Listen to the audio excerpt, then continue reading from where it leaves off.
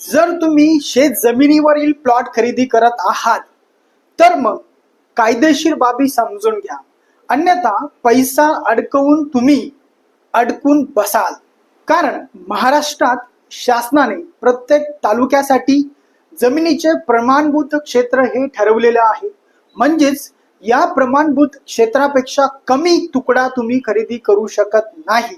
याचं उदाहरण म्हणजे जर पुणे सारख्या शहरामध्ये तुम्ही प्लॉट किंवा जमीन खरेदी करत असाल तर जिरायत जमीन असेल तर 40 गुंठे, बागायत जमीन असेल तर 10 गुंठे आणि भात शेती जमीन असेल तर 20 गुंठे अशी मर्यादा ही जमीन खरेदीसाठी आहे. म्हणजेच या प्रमाणभूत क्षेत्रापेक्षा कमी क्षेत्राची खरेदी करणे किंवा हस्तांतरण करणे किंवा विभाजन करणे या बाबी कायद्याने बेकायदेशीर आहेत.